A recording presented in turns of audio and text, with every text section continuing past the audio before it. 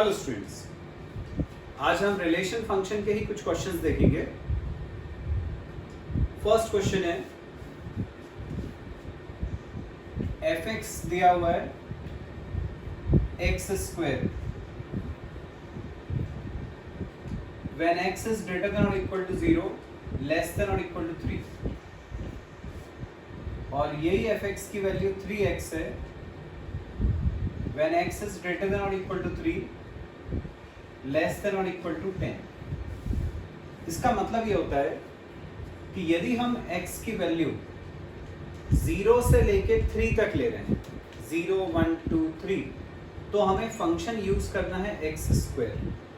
जैसे x की value यदि 0 ली उसको यहाँ रखेंगे, 1 ली उसको यहाँ रखेंगे, 2 ली यहाँ रखेंगे, 3 ली यहाँ रखेंगे, उससे एफ एक्स निकलता जाएगा।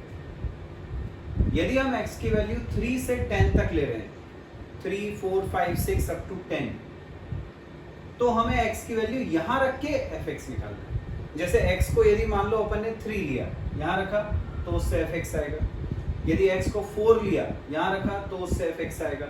ऐसे ही 10 तक रखते जाएंगे, एफ एक्स निकालते जाएंगे। मतलब x की वैल्यू यदि 0 से 3 तक ले रहे हो तो ये वाला यहाँ पे रखना है x की वैल्यू, यदि 3 से 10 तक ले रहे हो तो x की वैल्यू यहाँ सब्स्टिट्यूट करके एफ एक्स की वैल्यू अपने को पता है। ठीक है, तो हम क्या करते हैं, x की वैल्यू लेते जाते हैं, एफ एक्स निकालते जाते हैं। x को लिया 0, जैसे मैंने बोला ऊपर वाले में रखना है, तो f0 ये हो जाएगा 0 का स्क्वायर मतलब 0। x को लिया 1, तो f1 ऊपर वाले में रखना है, 1 का स्क्वायर 1। ऐसे ही डायरेक्ट निकाल देता हूँ। f2 2 रखा, 2 का स्क्वायर 4, 3 रखा, 3 का स्क्वायर 9। ठीक है, तो 0 से 3 तक इसमें रखना है, अब 3 से 10 तक इसमें रखना है। तो फिर यहां 3 रखा तो 3 इंटू 3 9, 4 रखा तो 3 इंटू 4 12, 5 रखा तो 3 इंटू 5 15, ऐसे ही 6 रखा 3 इंटू 6 18, ऐसे अपन 10 तक रख लेंगे, 3 इंटू 10 30। ये वैल्यूज आ गई। अब इन सारी वैल्यूज के अपन ऑर्डर्ड पेयर बना लेंगे। जैसे पहला ऑर्डर्ड पेयर क्या बनेगा, x0 पे फंक्शन की वैल्यू 0 आई, तो पहला ऑर्डर्ड पेयर हो गया 0, 0। 1 पे फंक्शन की वैल्यू 1 आई, तो सेकेंड ऑर्डर्ड पेयर हो गया 1, 1। 2 पे 4 आई, 3 पे 9 आई। इनको लेकर अब अपन फंक्शन बनाते हैं। तो ये अपन ने f बनाया। पहला ऑर्डर्ड पेयर 0, 0, 1, 1। 2 पे 4 आया था तो 2 4, 3 पे 9 आया 3 9,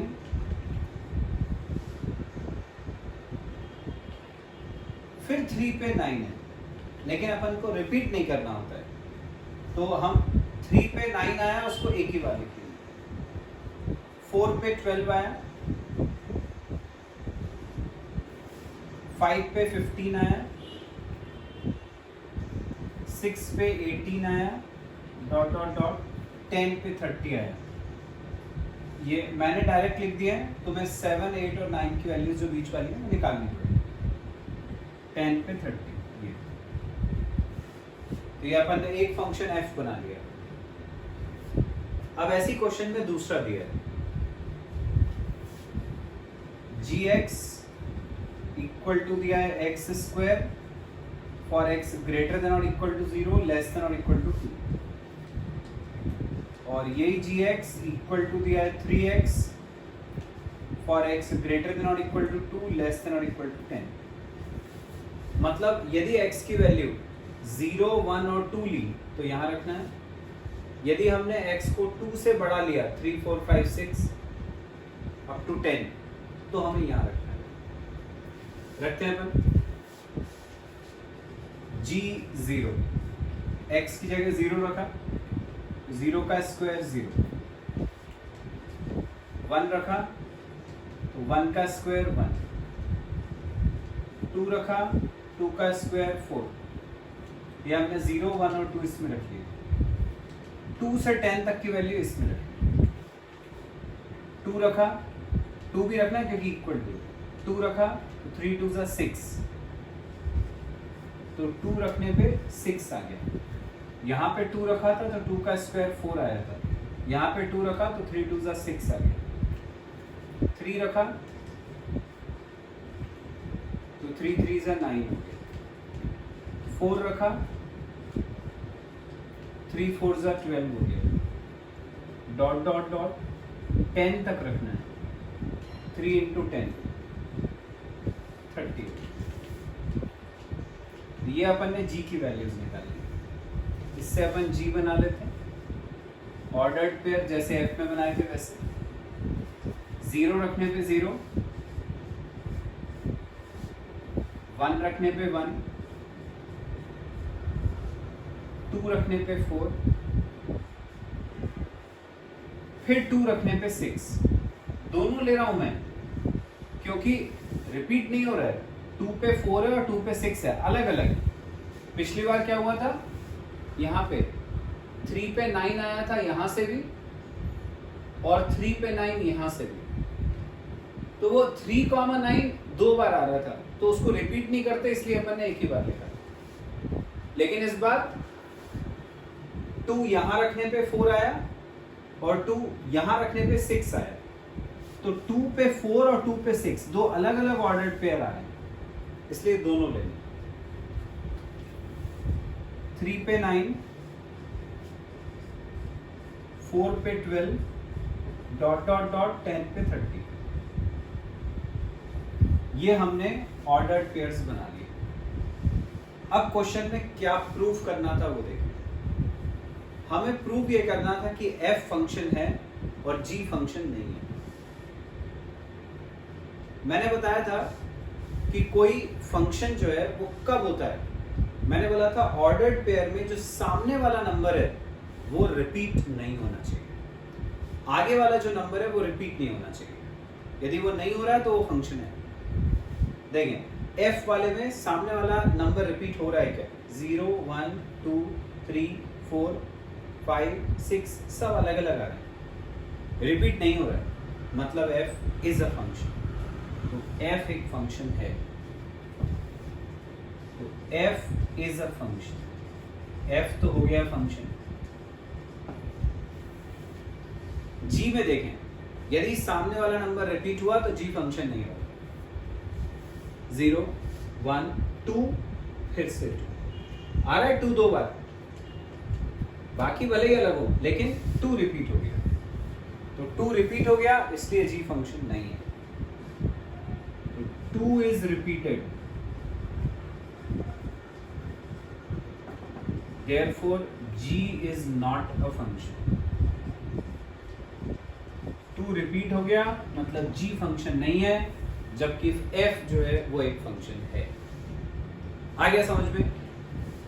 नेक्स्ट क्वेश्चन है स्टूडेंट्स, f दिया है x, x square upon 1 plus x square, बोला x रियल नंबर है, हमें f की रेंज निकालनी है। जो उस तरह से लिखा हुआ है फंक्शन, उसका मतलब ये है f(x) equal to x square upon 1 plus x square. जो फंक्शन उस तरह से लिखा हुआ है उसका मतलब ये है कि f(x) की वैल्यू इतनी है, हमें रेंज निकालनी है। रेंज के लिए मैंने बोला था जब भी रेंज पूछी जाए तो अपन f(x) को y मान लेते हैं।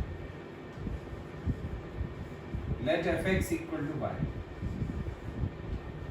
यहाँ रखा f(x) की जगह y, तो ये आ गया y equal to x square upon 1 plus x square, ये y की वैल्यू आ गई। अब तुम देखो इसमें कि यहाँ पर x का स्क्वायर आ रहा है।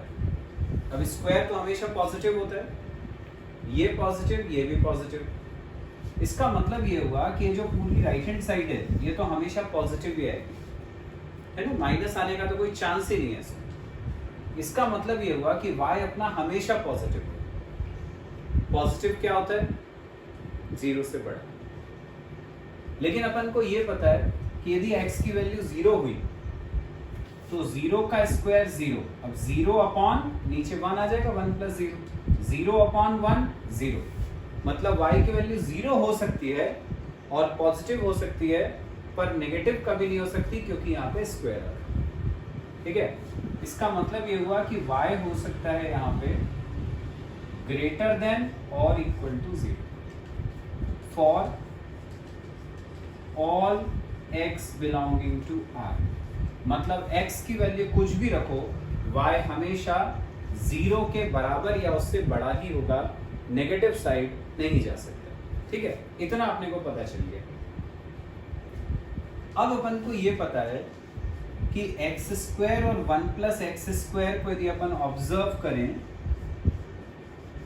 तो यहां पर एक्स स्क्वायर अकेला है, जबकि यहां पर एक्स स्क्वायर में 1 ऐड हो रहा है। मतलब ये वाली वैल्यू जो है वो वाली वैल्यू से हमेशा छोटी तो होगी ही होगी, इतना तो पक्का है। ठीक है, क्योंकि यहाँ एक्स स्क्वायर अकेला है, वहां उसमें 1 ऐड हो गया, मतलब ऑब्वियस सी बात है कि ये वाली वैल्यू उससे छोटी होगी। ठीक है, जैसे मान लो तुमने लिया 2 और उधर तुमने लिख दिया 2 प्लस 1, तो ये 2 3 से तो छोटा ही होगा ना। वैसे ही एक्स स्क्वायर हमेशा 1 प्लस एक्स स्क्वायर से छोटा ही रहेगा। अब इस 1 प्लस एक्स स्क्वायर को अपन नीचे ले आए, तो ये आ गया x square upon 1 plus x square, इसको नीचे ले आए, वहां कुछ नहीं बचा, मतलब 1 बचा, तो x square upon 1 plus x square हो गया लेस देन 1। अब यही x square upon 1 plus x square तो हमारा फंक्शन था जो क्वेश्चन में दिया था, तो हम इसकी जगह एफ एक्स लिख सकते हैं। तो ये हो गया अपना एफ एक्स, तो एफ एक्स हो गया लेस देन 1। यही एफ एक्स को अपन ने y माना था, तो y हो गया लेस देन 1। तो हमने यहाँ क्या बोला था, हमने यहाँ बोला था कि y है 0 या उससे बड़ा। यहाँ पर अपन क्या बोल रहे हैं, y है 1 से छोटा, मतलब y की वैल्यू क्या हो गई, 0 या उससे बड़ा नंबर पर 1 से छोटा नंबर। जो y की वैल्यू होती है वो ही रेंज होती है, तो रेंज क्या हो गया, 0 या उससे बड़ा पर 1 से छोटा। 0 या उससे बड़ा मतलब 0 पे क्लोज, 1 पे इक्वल टू नहीं है, 1 से सिर्फ छोटा नंबर पॉसिबल है, तो ओपन इट। आ गई रेंज 0 से 1। Got it? नेक्स्ट क्वेश्चन है स्टूडेंट्स, f दिया हुआ है, ऑर्डर्ड पेयर्स हैं 1 1 2 3 0 -1 -1 -3। fx की वैल्यू दी है ax + b, हमें a और b निकालना है। पहला वाला ऑर्डर्ड पेयर लेते हैं 1 1। किसी भी ऑर्डर्ड पेयर में जो ये फर्स्ट वाला नंबर होता है ये x की वैल्यू होती है, जो सेकंड वाला नंबर होता है ये fx की वैल्यू। फर्स्ट वाला x होता है, सेकंड वाला y या fx होता है। अब अपने को क्वेश्चन में fx दिया था, fx दिया था ax + b। हम इसमें क्या करेंगे, x की वैल्यू डालेंगे, fx की वैल्यू डालेंगे, उससे अपन को a और b में एक इक्वेशन मिलेगी। फिर ऐसे ही अपन सेकेंड वाला ऑर्डर्ड पेयर लेंगे, 2 3 है सेकेंड ऑर्डर्ड पेयर, उसमें ये x हो जाएगा, ये fx हो जाएगा। फिर उसको इसमें रखेंगे, इससे हमको a और b में एक और इक्वेशन मिलेगी। उन दोनों इक्वेशंस को सॉल्व करके a और b की वैल्यू पता करेंगे, यही अपना एम है।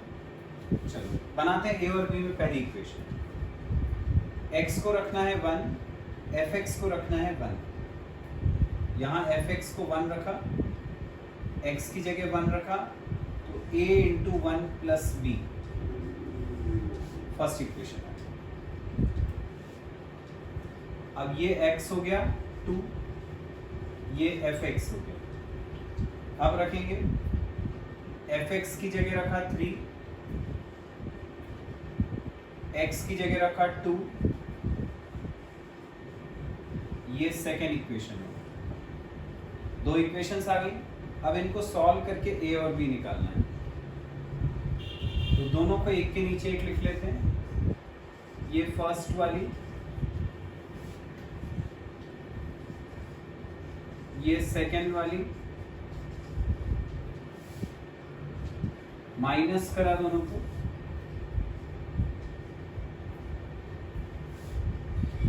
b से b कैंसिल हो गया,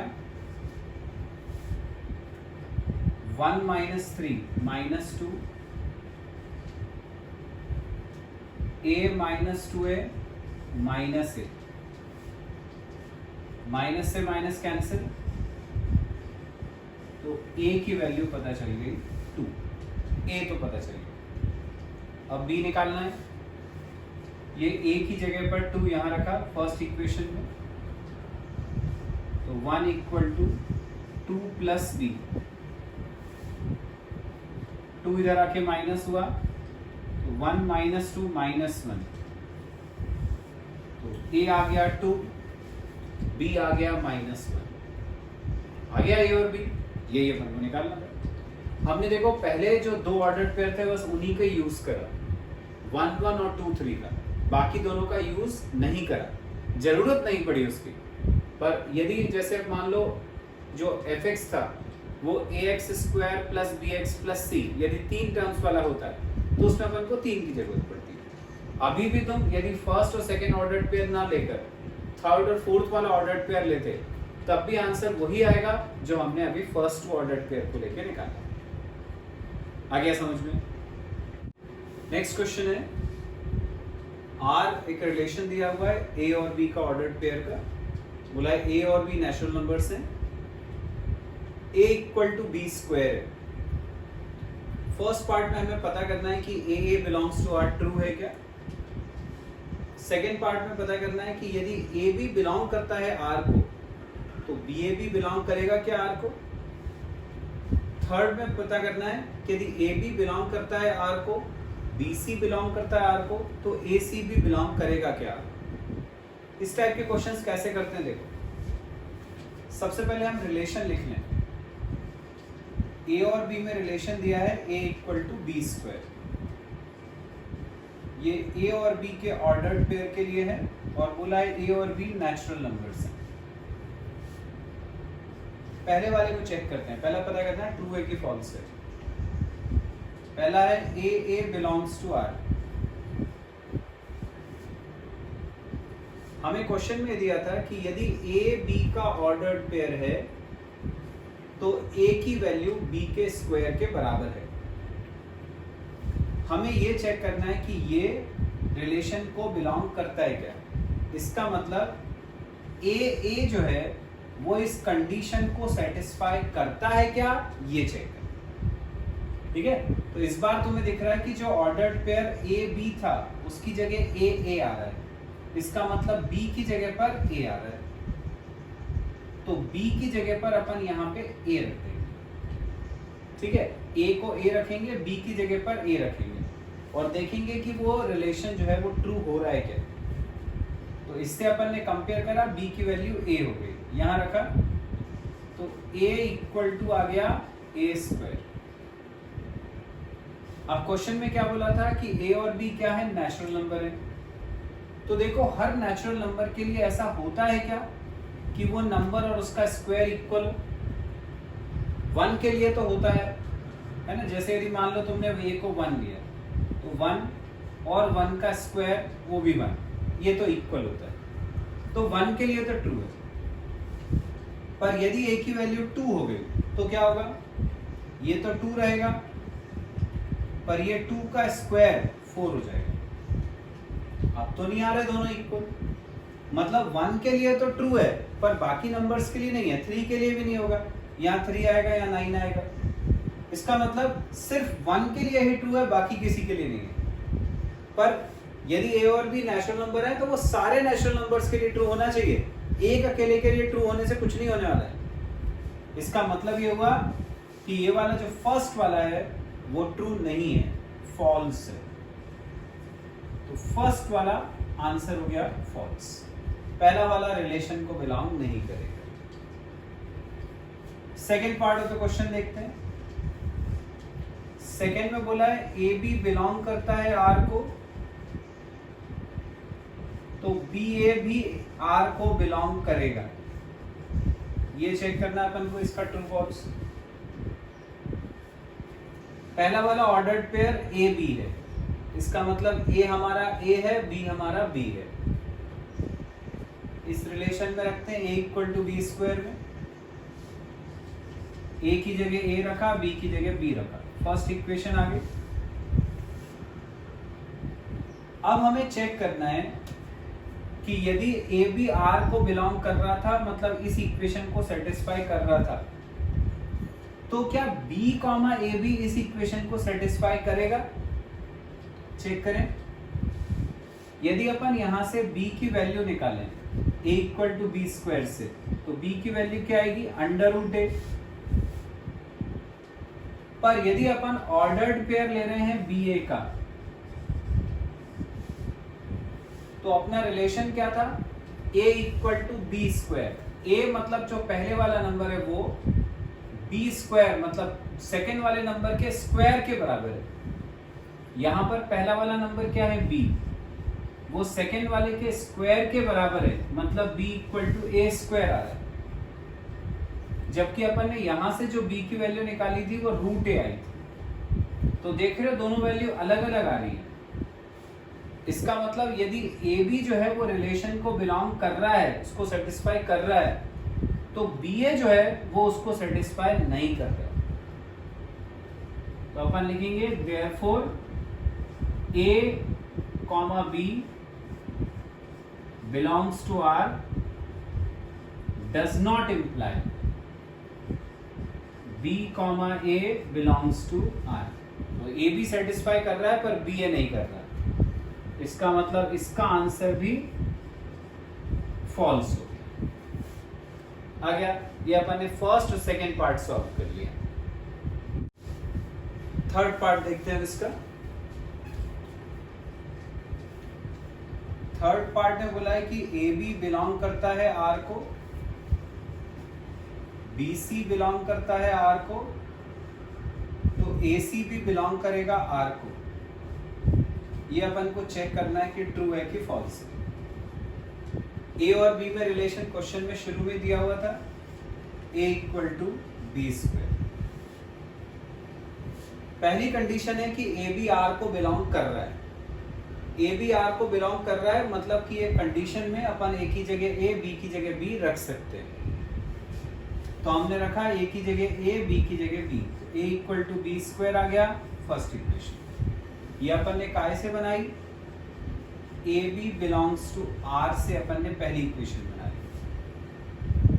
अब क्वेश्चन ने बोला था b c भी r को बिलोंग कर रहा है। r को बिलोंग कर रहा है, इसका मतलब कि वो r को इस रिलेशन को सेटिस्फाई करेगा। तो b कॉमा c बिलोंग कर रहा है r को, इसका मतलब B और C को अपन यहाँ A और B की जगह रख सकते हैं। तो A की जगह पहला वाला नंबर B, B की जगह दूसरा वाला C, ये रख दिया। सेकेंड इक्वेशन आ गई। अब AC बिलोंग करेगा R को, तो क्या होगा? If AC belongs to R, यदि AC R को बिलोंग करेगा तो यही वाली जो A equal to B square वाली कंडीशन है वो A और C सेटिस्फाई करेंगे। तो A की जगह A रखना है, B की जगह पर C रखना है। तो क्या आ जाएगा? A equal to C square. ये हो गई अपनी थर्ड इक्वेशन। अब अपन को ये चेक करना है कि ट्रू है कि नहीं। तो हमें क्या करना है? फर्स्ट और सेकेंड इक्वेशन से A और C में इक्वेशन बनानी है। यदि वो इक्वेशन इस इक्वेशन के बराबर आई, same I as equation number 3, तो उससे प्रूव हो जाएगा कि थर्ड वाली जो कंडीशन है उसको A और C सेटिस्फाई कर रहा है। पर यदि इन दोनों से बनाई गई इक्वेशन इससे कुछ डिफरेंट आई, तो इसका मतलब कि A और C उसको सेटिस्फाई नहीं कर रहे। तो हम फर्स्ट और सेकेंड को सॉल्व करके A और C में इक्वेशन बनाने की कोशिश करते हैं। ये जो B की वैल्यू है C स्क्वायर, इसको अपन यहां रख देते हैं B की जगह।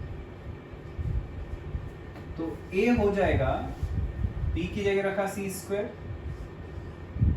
उसका भी स्क्वायर है, ऐसा आ गया। तो a की वैल्यू आ रही है c4, सी स्क्वायर का square, c to the power 4 आ रही है, जबकि यहां तो a equal to C square लिखा है। इसका मतलब ये हुआ कि ये जो इक्वेशन आई अपनी फोर्थ वाली, वो थर्ड से डिफरेंट है। इसका मतलब a और c r को बिलोंग नहीं करते, क्योंकि इक्वेशन डिफरेंट आ रही है। Therefore a, c does not belong to r, r को बिलोंग नहीं करते। इसका मतलब जो थर्ड है उसका आंसर हुआ फॉल्स, थर्ड वाले का आंसर हुआ फॉल्स। तो तीनों ही पार्ट जो थे अपने, उनके आंसर फॉल्स आ रहे, तीनों ही r को बिलोंग नहीं करेंगे for all natural numbers. Got it?